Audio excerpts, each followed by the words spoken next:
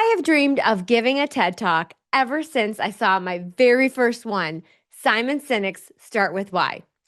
Even before I seriously thought about writing a book, I just wanted to share my simple steps to always say yes so that service professionals around the world could stand tall, feel empowered, and lead from the heart. But fear, imposter syndrome, and simply not knowing where to start held me back. After launching my book and my business, that dream quietly slipped to the back burner. Then one morning, I opened up LinkedIn and I saw that my friend Sarah Dandishi had just delivered her TEDx talk. I was so inspired that I said yes, and I immediately sent her a message saying congratulations. Now, she responded with encouragement saying, "You absolutely need to do one too." And I told her I've always wanted to do one, but I didn't know how to get started. And she replied with two words: Cesar Cervantes. And that is who our guest is today to help you say yes to your TEDx dreams. Get ready to laugh, learn, and level up your voice. Today's guest, Cesar Cervantes, has taken the mic in every form, from Comedy Central to TEDx stages across 3 continents, and he's appeared in several Hollywood movies. Ooh la la. A former stand up comic turned master speech coach and storyteller, Cesar now helps leaders connect through humor and authenticity. He's the founder of Top Talks. He is also an author of his new book, Great Speech, and a mentor to aspiring TEDx and keynote speakers around the globe. Whether you want to crush your next keynote or simply communicate with more confidence, Cesar is here to bring the fire and maybe a few dad jokes and tacos along the way. Let's dive in. Welcome to the Yes Show. I'm your host, Christine Trippi. Each week, we'll explore the life-changing power of saying yes, along with hotel leadership made easy. Get ready for inspiration, fun, and sweet hospitality. Let's go. Oh, here it is. Can you hear it? I hear it. Here it comes. Here we go. Oh, you're the best of it.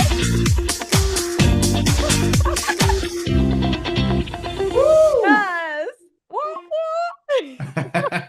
Way to go, Cesar. Welcome. I love starting with that great energy, and I'm going to have you explain that in a few minutes.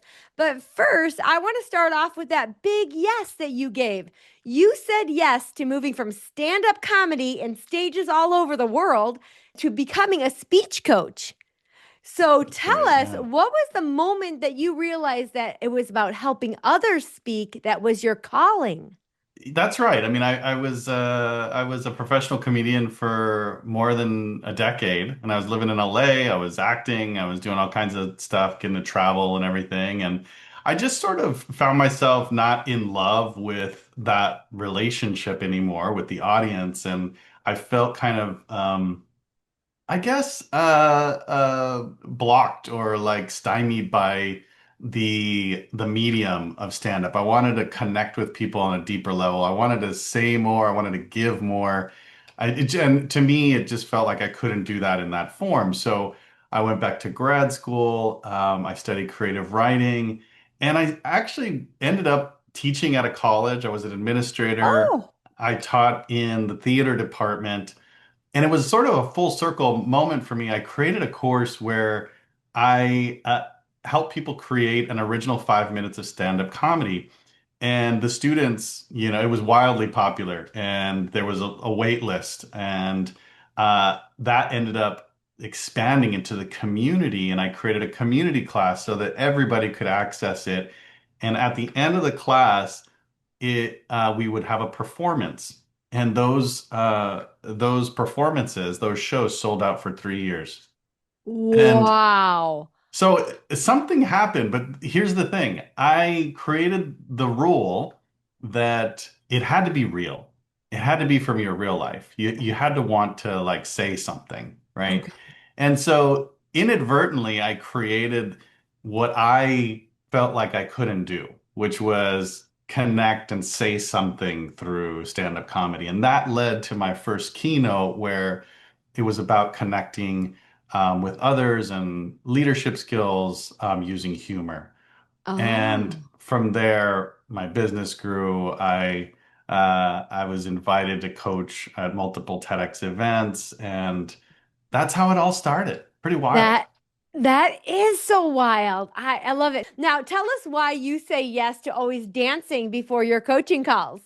I love it. Yeah, but I also think that it's about an energy that you bring to any room, to any space. Like, what are we doing here if we're not enjoying ourselves and getting ready to actually engage? So there's that. The other is Hmm. that it's modeling the way in which you want to communicate in your speech. And you wanna start with something that grabs attention. And Hmm. because if it doesn't, you're very unlikely to sustain attention. I love that. And just for all the hotel leaders out there, or even business leaders out there, when you're starting your huddles, your daily stand up, your pre shift meeting, starting with energy. Energy is contagious. You know what? A lot of times, I'm sure you come to those coaching calls and you might have had a bad day or you might not be feeling very well. But then you do that dance because people expect it. And suddenly, boom, you're changed into a new energy. Now, okay, I want you to spill the pineapple tea. You see, I've got my pineapple teapot back there. What is Okay. one lesson from bombing on stage that made you a better coach or Oh, presenter? wow. Um, that's good. That's a great question. Yeah, the one that comes to mind, I was in LA and they put us on. They were like, there was some big football game that happened, and then the team lost that shouldn't have lost, and then they're like, and now stand-up comedy, Yeah. and so it was like the worst environment. But then I think as a comedian at the time, still pretty young, I was a little angry at the circumstances. Right. So I just kind of thought that I would push the button and say and just kind of lean into the fact that like their team had lost. And so that was n not a good idea, you know? That's It good. did not it did not go well. Well, I ended early because they didn't want to hear oh, did anything I had to say after that. you? Yeah. And so yeah, I mean I guess what I learned from that is it's okay to take risks, but I think if you're taking your own emotions in there, um, and you have your own agenda that's not about really the audience, then that's the wrong way to go in. All right, we're going to spill some more tea. So, if any of you out there have ever dreamed of doing a TED Talk or being a better communicator, we're going to spill some tea on how you can do that. So, first, Caesar, I'd love you to share what do you think are the top three mistakes people make when applying for TED Talks? Hmm. Yeah, so the most common mistake is that they don't understand how TED is different. And um, you don't pitch TED in the way that you would, try and get other speaking gigs, right?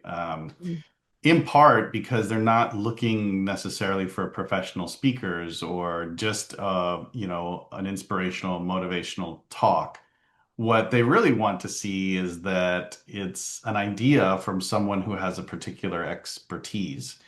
And the speaking side of things is sort of secondary to that in a way. And so what ends up happening is folks kind of pitch with all the glitz and the glam and leading with more about the credibility and the catchy this and that. And um, really, I think it's more about it feeling organic and feeling like you're someone who wants to give something. Mm-hmm. And there's a difference in the way that one comes off and another one that is just sort of like, here's my idea. Right.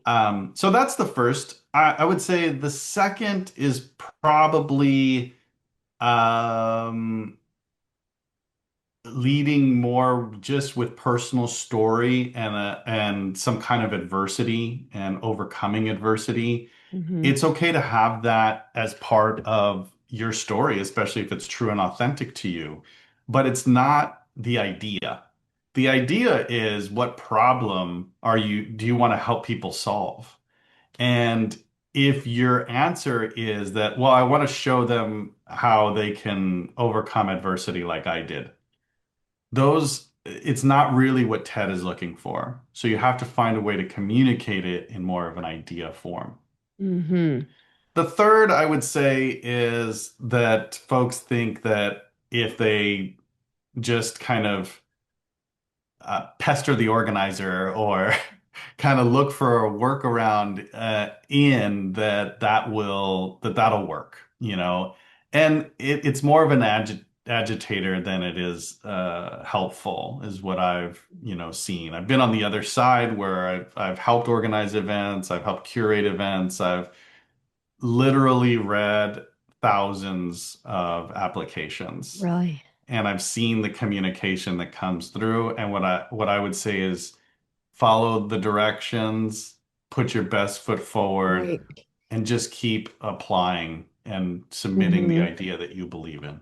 Right. It's about putting it out there to every TED event Yeah, out there, and eventually it's gonna get picked up. it One of will the things, align. yeah, Hmm. and will align, right. One of the things that I really learned from your coaching is that you have to be general to the general public. You can't really pinhole it to my industry. I kept doing that, and even though I do with intention, I do try to make it broad, but Yeah. you kept pulling me back to that. How do we make this more broad? How do we make this more broad? So that was great feedback and Oh, great thank you. coaching. Yeah, the way so there's that's a great point. It kind of brings me to my first point of like when we pitch, we're normally thinking about like a conference or something like that with a particular audience, especially if we've spoken before. And we think about really honing in on what that audience wants and needs. For TED, they see their audience as being universal. So everyone kind of needs to see their role in this or how this idea would affect them. Hmm. Now, in your new book, Great Speech, do you kind of cover a lot of that about yes, there it is. I have mine virtually. By the way, everybody, right now, you can get it on Kindle for $2.99 on Amazon. I've been collecting a lot of now signed Oh, autographs. So now I've got this nice collection. So let me put that on my that'll be list. mean a lot to me because you helped me make this dream come true. So I really Oh, want to have that. So that's cool. But just for everyone who knows, you can get the Kindle version right now on Amazon for only $2.99. yes, But it's it's always there. so nice to have the book to highlight and all of It that. is the paperback. That's So in good. the book, do you really cover a lot more about keynotes? Ted, tell us a little bit more what they'll find in the book. Yeah, the idea is that it's really for the two most common types of speeches that we work with, which is the TED Talk and keynotes or signature talks, as you might call it. A keynote just means that you're the big deal at wherever you're speaking, right? A signature talk is any talk that you're going to give, or be asked to give, like and known for. And so, for Hmm. example, Brene Brown or Simon Sinek, they had a signature talk, which was for Brene, obviously about vulnerability initially, and she's expanded out. And then for Simon, it was about your why, right? Hmm. And then they created empires on this Yeah. signature talk. So what we've done is, and my co-author Steve works with me in the business, and he's amazing. He's a national best-selling author in Canada, and so we worked on this project together. And what we really thought was key to help people go from like, okay, I've maybe given some talks or maybe I'm more of a beginner intermediate to like really feeling like you can make progress is to see the structure of what these talks are doing and to be able to kind of plug and play. So the book is intended in about 3 hours for you to be able to create a draft of your talk. Wonderful. I love that. Now, is there any myth that you want to dispel about getting on this TEDx stage? Yeah, I think that there's a lot of misinformation out there, honestly, and I think that's in part because um, they're all independently run. And so just Yeah. know that each location really is given a lot of autonomy and they can do things the way they want to do them. There are, of course, guidelines that they have to follow. There's a training they go through, etc. But they're also given a lot of freedom. And so what I think the most important thing to know is that you're kind of co-collaborating with them, and it may not be, the same stage or vision that you had. They're volunteers, so the communication might not be fantastic, Hmm. and you want to do your research ahead of time and know like, all right, well, let me go look at the previous talks that they did and whatever, and Hmm. then see yourself as being, a help to create a great event. Yeah, there's two things I want to touch on that because that kind of happened to me as well. Now, first of all, when I first learned about Caesar from Sarah, I called him up. We had our first initial just get to know you call and see how this would all work. And then they will apply for you to all the TEDx out there. So if you're running a very busy business and you're very busy in your life, this is a service they will provide for you. And they will keep doing this until you get selected. Now, I was selected. And so I wasn't going to question that. Yes is the answer. But I'm going to share with you that when I showed up to the TED Talk, it was the smallest hodunk town I've ever seen in my whole life. There's one stoplight in the whole in the whole town, and they were having the event in their history museum. So when you Yeah. watch my talk, you see all these crazy things in It's the cool background. though. I love Yeah, it. it is so much fun. Well, here's what I want to say. At first, I was like, oh, yikes, maybe I should have done more homework to know the particular talk and whatnot. But I have to say, the minute I started to meet the people, I fell in love. And I Mm. said to myself, there is no other TED Talk that I was more meant to be or Oh, area to be in. And I really mean that. I loved them so much and they loved me. oh, It was so sweet. Now, but if you're that person who's highly professional and at first I might have been a little disappointed that they didn't have that cool TED right. Cavalier stand. I don't have those great shots of that. But to me, I loved where I got to do my talk, but Good. that's something that maybe you want to think about is looking at that. But I was Yeah. excited. I said yes, and I'm so glad that I did. And Mm. I imagine if I had known in advance, maybe I would have turned it down and hoped for another one. But this was the one I was meant to tell, so I'm glad Yeah. that it happened the way it did. Me too. And yeah, and honestly, because of its casualness, it made me feel more comfortable. I wasn't as nervous on the TED Yeah. stage, But so, anyways, that was a I fun love it. experience. Yeah, and you're exactly right. I think that, and part of that, why I tell people like just be consistent with your message and what you're saying, because then where you're selected is where they really want you, right? If you try to like augment your message for everyone or try to think like, oh, what do they want?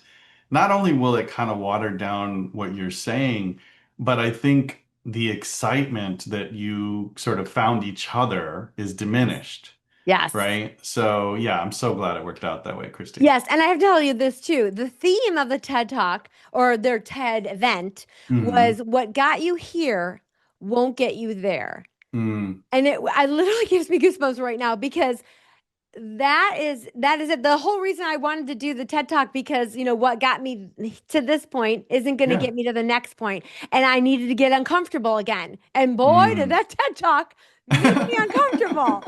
Caesar knows a lot of the challenges that I had from the Botox and having Oh, my I mouth forgot. paralyzed and I forgot about that. Oh my but gosh, I I remember literally one almost time. canceled my TED Talk because I was worried about being on camera and looking old. So Oh I my got God. Botox for the first time and it paralyzed my mouth. I could hardly talk for over a month.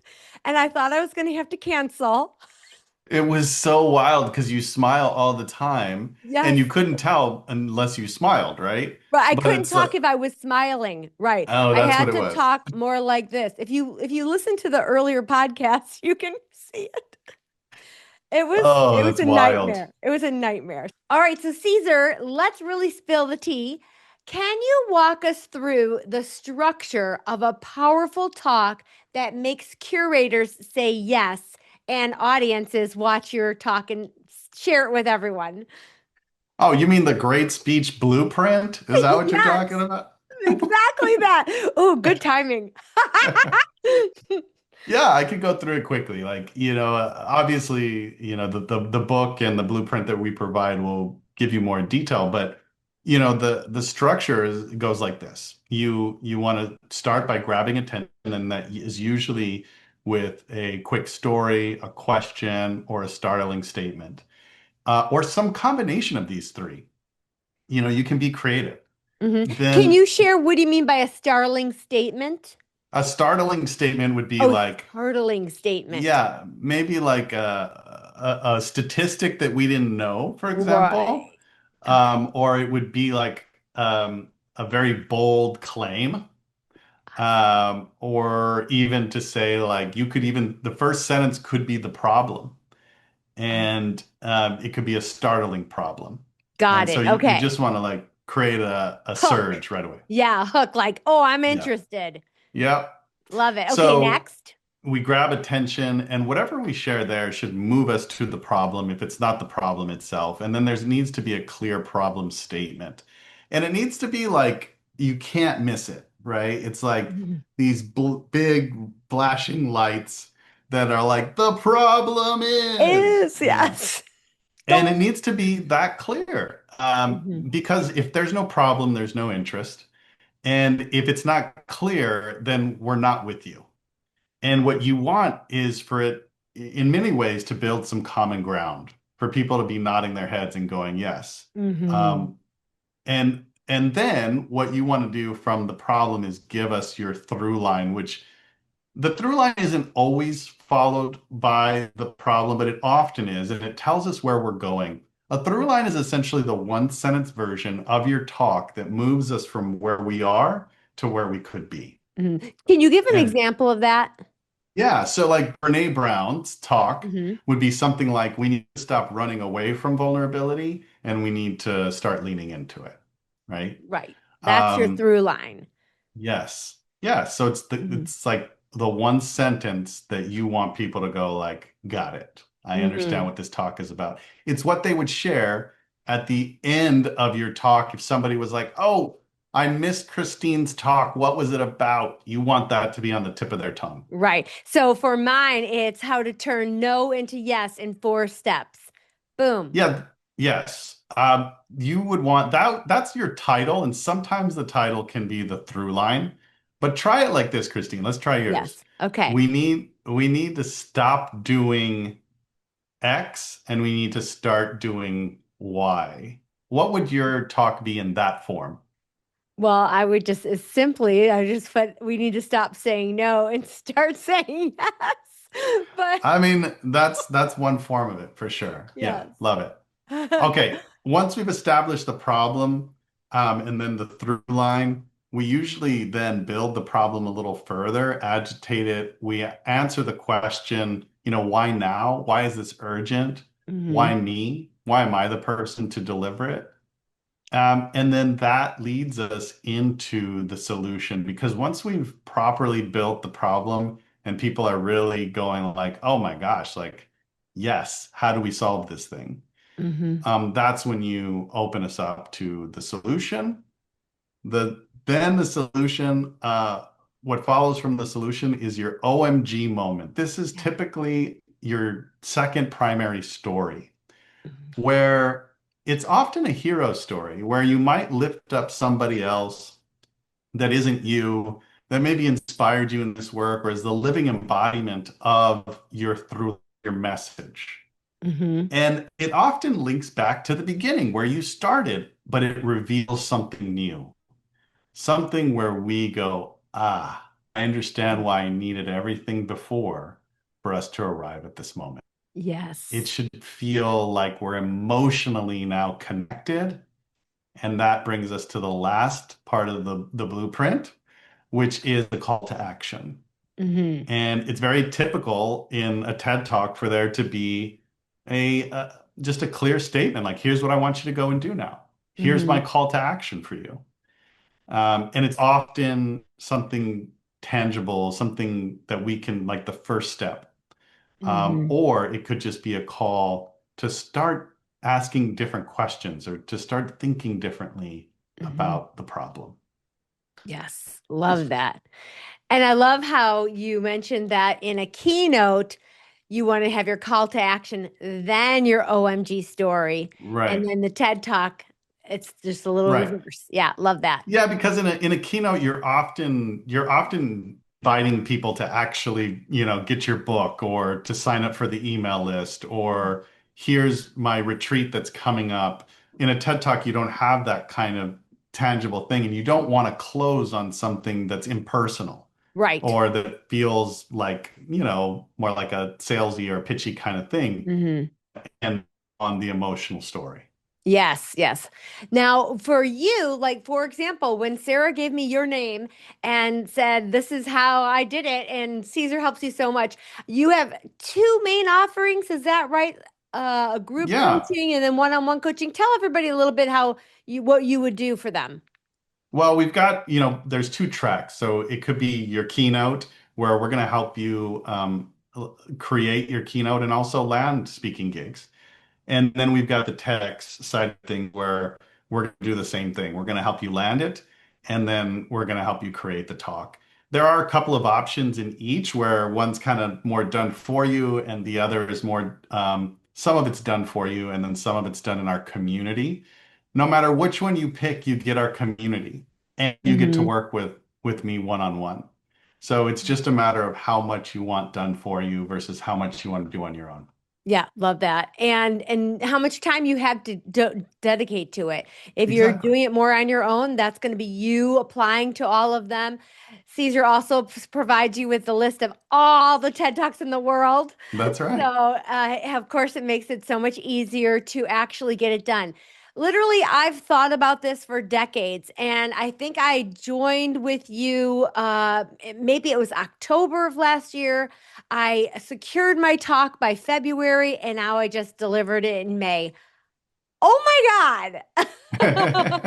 That's amazing. Now, Yeah. inside Caesar's program, there's also a bunch of recorded trainings. And one thing I wanted to let you know is that you might want to consider this being your opening statement because I wanted to learn more about how to be funny. Now, I'm very funny. People say I'm funny all the time, but I'm funny because I'm a goof. I don't know how to be funny. And so I went to that training to learn more about being Oh funny. And yeah. who do I see? Caesar's good friend, Leanne Morgan. Yes. Leah, she is a sweet, sweet dear of a human being. I just love her so much. Oh So my much. God, me too. And I mean, she's just blown up. She's I so know. big now, I think she's getting a movie and a book, and she's just A everywhere. And sitcom. yeah, sitcom. She's Yeah. so funny. And then I see, oh, Mr. Caesar is just good BFFs with her. You're right. I should put her on the cover of Yeah. everything, right? So I thought that was really cool. And just so We you know, came up you'll, together, we were doing stand up in San Antonio together, and oh, I've shared the stage with her many times and just always knew like her voice was special and it was tapping into something that was so needed, and I felt mhm. like it was just a matter of time until it was put on the national stage. Um, and she's like she's always like, gosh, why did it take so long? But honestly, like, I don't know, 15 years is kind of like an overnight success for a comedian, if you think Right. about it. Yeah. Yeah. Yeah, I know exactly. People say like, "Oh, this just so happened, you just blowing up." But she's been around for decades, just doing her thing. She even talks about being a woman and how it was so much harder in stand-up comedy for her Yeah. and stuff like that. So I'm just so happy for her too, because she's such a genuine, awesome Totally person, it agree. seems. Yeah.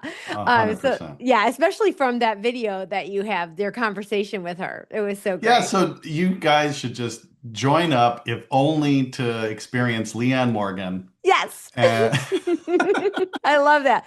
But so now you often teach connection through humor. How do yeah, you help people be funny if they don't think they are? So I saw that little training, but what are a couple one or twosies that you'd yeah. share with people? Because this is a big deal being funny, and when you don't think you are. Yeah, well, what it is that if you're funny but you don't know why, it's again comes back to structure and understanding why things are funny. But there's two things you want to think about. One, what is your persona, like your natural kind of way of delivering? And we all have what we would call like a comedy mask or a persona that you would be when you're on stage. And your audience needs to know exactly who that is. Like, what is your point of view is really what it comes down to. So, for example, like the sad sack, right, is like a point of view of like Rodney Dangerfield or like where it's all self-deprecating, right? Yeah. So your humor is really more about attacking things that like are about you or your life or whatever, and that's one persona. The other could be just that you are high energy. And maybe that's you, Christine. I don't Yeah. know. I don't know Uh, anybody like that. and then if it's humorous, it's a very benign kind of, target. And maybe it's you, maybe it's like a situation or whatever. But the two ingredients that are necessary for humor to work is that you have to have some kind of surprise. So you have to create an expectation Mhm. and then, crush that expectation in some kind of way. So you might lead us down a path and then surprise us with what the answer is. The other is that something does have to be kind of greater than another thing, right? So you did a funny joke at your TEDx talk where you were like, where you do your stoplight kind of line. And Uh-huh. you were like, you guys know what this is, right? There's only one of them here in town. My friends, this this is a traffic light. And I know the town only has one. Yeah. That's a great joke. The reason why that works is that you're targeting the town, in a way where you're saying like it's small, there's only Hmm. one. It's also Hmm. true, but it's Hmm. surprising that you would say it. Hmm. And so you have both of those ingredients in And there. I think it's personalization where they loved that I brought up You made it their for them, hometown. yeah. Yeah, for them it's personal. For them it's personalization. Yeah. Exactly. And that's actually surprising to do in a TED Talk. So Yeah. most people are not thinking that you're going to personalize it for where you are in that environment. Right. So there's an And some might say expectation. that was a mistake, but I can't help myself. No, I don't think it is. I don't Okay, because good. it works. Like the only reason it would be a mistake is like if we can't understand why that's funny Right. when we watch the video. But Right. we totally can. We get it. Yeah.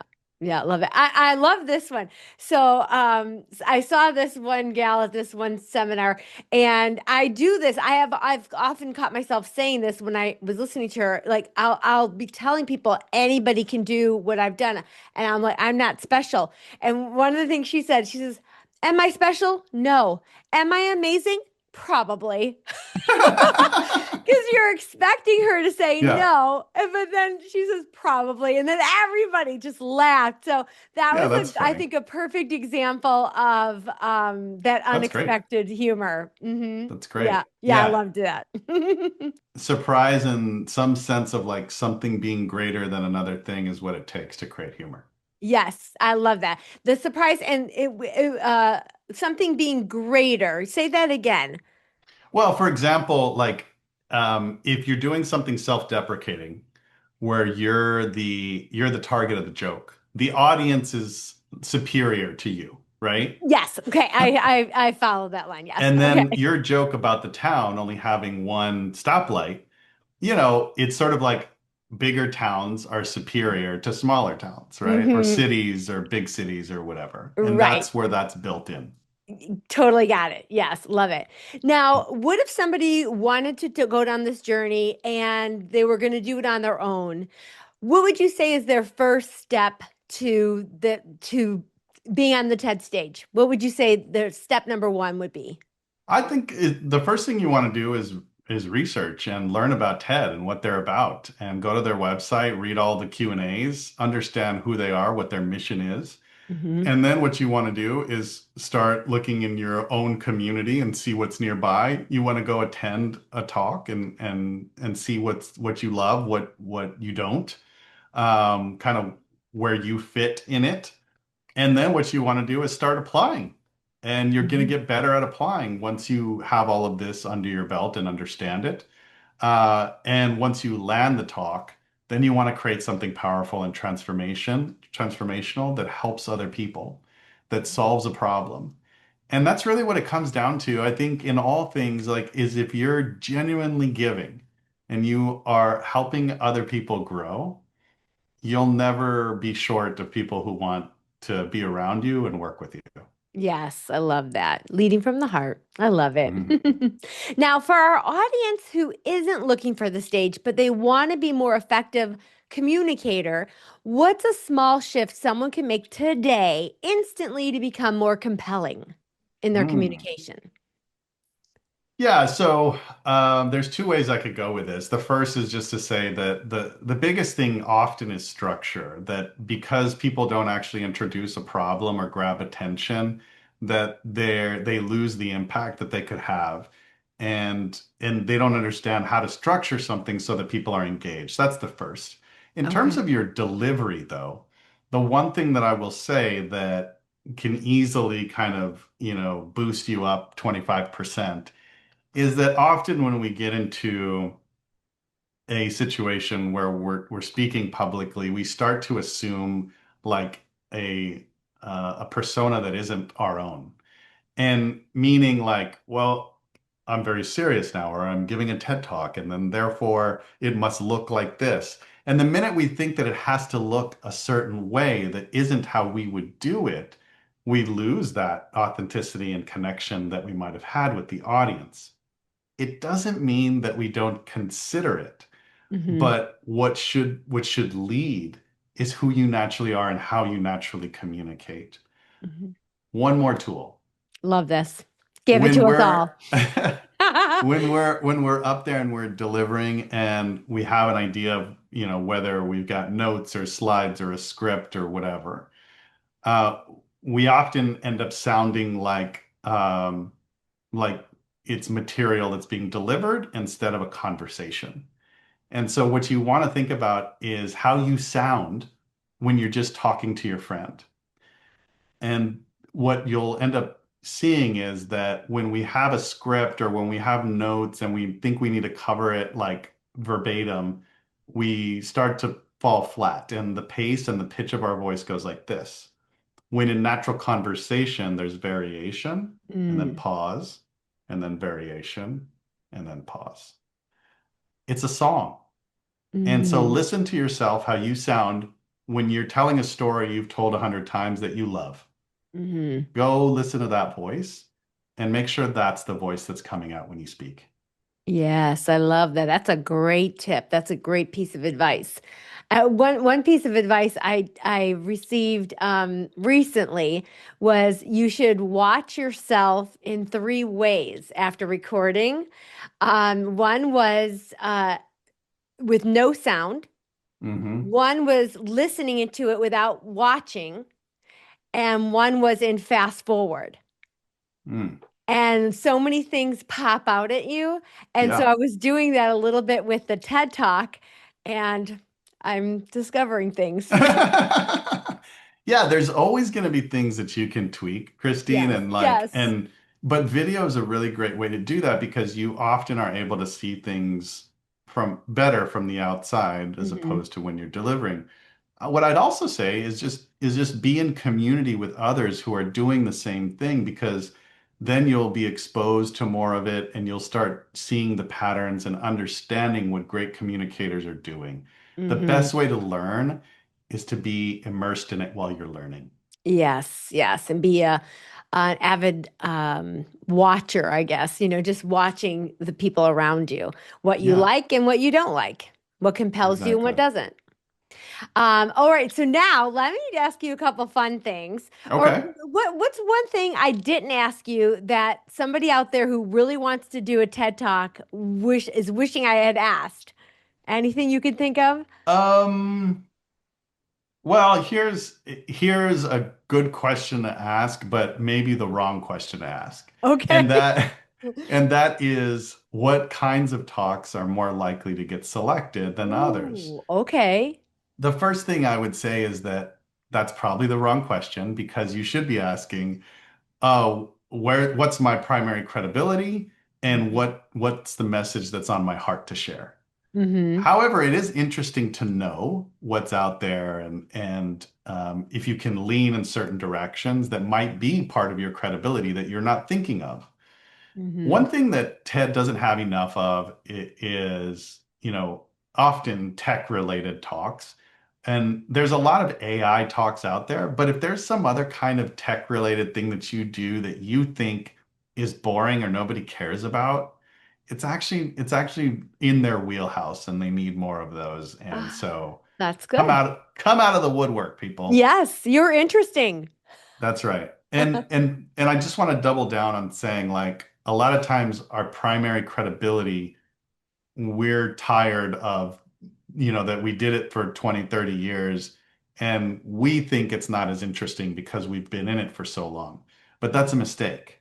Um, because what you can do is put it into a package that can create transformation for people in a very short amount of time. I love that. The two really good pieces of advice that I think people um, overlook. Yeah, I think that's really good. Excellent. All right, so some fun. What is a TED Talk that you wish you had given? Interesting. Well, I mean, I always, I watch a ton of these, and I think that I have a lot of love and respect for many of them, and I go like, oh wow, that's an amazing communicator. I don't think of it in terms of like, I wish that was my talk because no, Uh-huh. I just feel like whatever comes out of us is what's meant to come out of us. But Right. I will say that one of my favorite talks is "We Need to Talk About Injustice" by Brian Stevenson. Oh. And first of all, he's one of the best storytellers I've ever seen in my life. I've seen him live as well. Hmm. He is an incredible communicator, just one of the most compelling voices ever.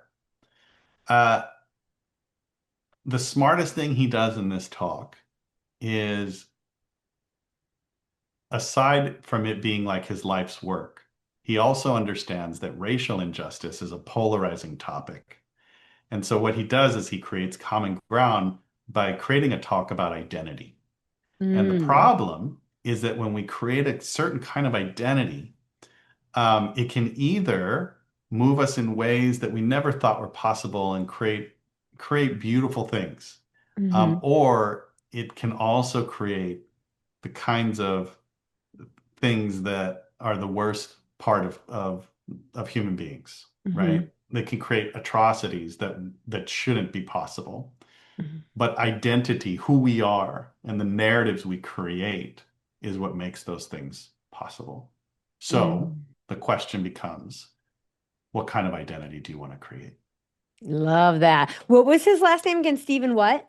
Brian Stevenson. Oh, Brian Stevenson. So that Yeah. that's a good one. I'm always looking for those good TED Talks that Cool. move me. So thank you for that. Is there one that inside you? You've done three TED Talks now?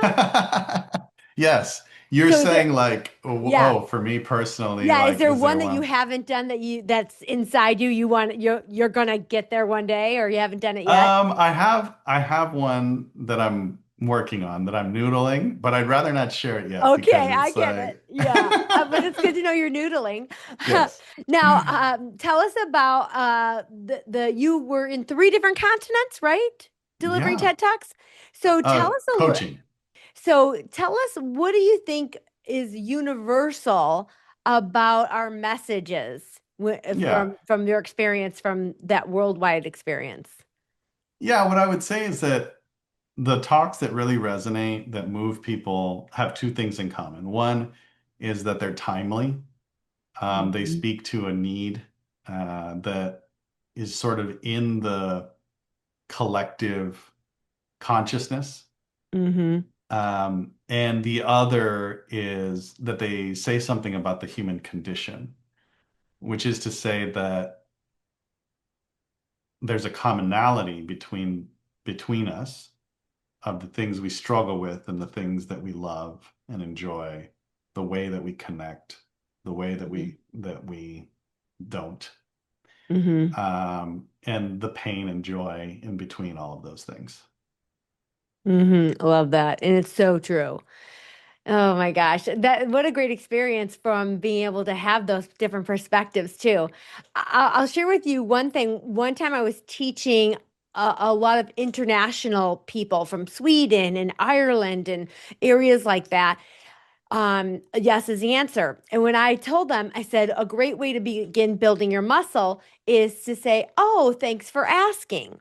Mm-hmm. And then everyone was like giving me, I was getting this weird vibe. Even this was virtually too. And finally, so I feel something is not connecting here. Is it, does anyone want to let me know what? And someone spoke up and said, that doesn't sound right for us. That doesn't sound at all how we would. I'm like, oh, very interesting, because that's such a natural thing here. And so Yeah. I said, what about that's a great question? And they're like, that works perfect. But Mm. that was so insightful for me I love to, that. yes, to see that. I've had something like that happen a couple of times working with different areas, generations, things like that. And it's always exciting for me when that pops out. It just Yeah. feels so like, oh, I just learned something really important. Yeah, I love that. I love Mhm. Yeah, that. I loved it too. If you were coaching somebody to deliver a TED talk on tacos, because I know you love tacos, how would you make that talk unforgettable? Well, there's no topic that's off limits, I have to say. And Right. and if you have passion, well, that's not true. There are some topics, but for TED, because they have guidelines. But Yes. I would say that you can absolutely do that. The way that I would go about that is like identify a problem. And it could be that like maybe, for example, we think we need to deny ourselves the foods that we love, especially the cultural foods that we love. Mm. If we want to be healthy, if we want to be, fit or in shape or whatever. Mm. And then provide us a solution that we really hadn't thought of or I prove. love that. Yeah. Yes. Oh, that was so good on the spot. Look at Well, thank you. you. I thank you so much. You're such a doll. And I'm sorry, you're just so interesting. I kept going on too many more questions. I love it, Yes. Christine. I love you so much, Caesar. Thank you. Likewise. Bye. Bye. Hey, TEDx enthusiasts, if you've got a couple more minutes, I've got some juicy bonus tidbits just for you. And I'm spilling some tea behind the scenes of my TED Talk. Let's start here. Taking a 1 hour keynote and turning it into 15 minutes was excruciating, and delivering it even harder. It reminded me of this quote from President Woodrow Wilson. If I am to speak 10 minutes, I need a week for preparation. If it's 15 minutes, 3 days. If it's a half an hour, 2 days. If I've got an hour, I'm ready right now. Most people think, oh, I regularly do 60 to 90-minute keynotes, a 10-15-minute talk, easy peasy. Wrong. This was a whole new challenge. And a great tip that I got from one of my mentors is if you're doing a 15-minute talk, write a 6-minute talk and deliver it in 15. It's pretty game-changing advice, honestly. But truth? I probably should have cut even more. I could feel the clock ticking, and I skipped some of my natural pauses and how I wanted to deliver it. But how do you choose your favorite babies to cut, right? I wanted you to have it all. This was a huge learning curve for me. Shorter isn't easier, it's more skilled. And I'm grateful for this lesson, and I'm glad to add that skill set. And I'm going to keep practicing it. On top of that, I also tried 4 new speaking techniques for the first time on the TED stage. Was that bold? It might have been bananas, but I went for it, and I'm pretty proud of how they landed. And I'll keep refining them and keep growing. Now, one example, instead of narrating stories, I added live dialogue for a more 3D experience. You'll hear this when you hear the pineapple milkshake story and the red shoe moment. Now, here's the real tea. Trust the process. Trust the process. Whatever you're working on, keep going. Even when it gets hard. Just after I signed on with Cesar, I found out that my husband needed major open heart surgery. He was a walking time bomb. Now, we ended up at Mayo Clinic for a month with him for part of that time on life support. I thought about quitting TEDx, but Cesar, part of his arrangement was he was submitting all of my applications. So I was able to step back from the process, but I didn't stop.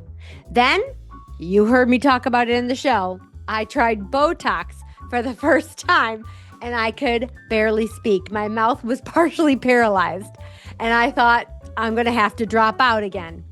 But I kept going. Now, 2 weeks before my talk, my Microsoft account got hacked. I was locked out of everything. I couldn't make my slides for the TED Talk, my script, I couldn't access it, my email, everything gone. I couldn't get into anything.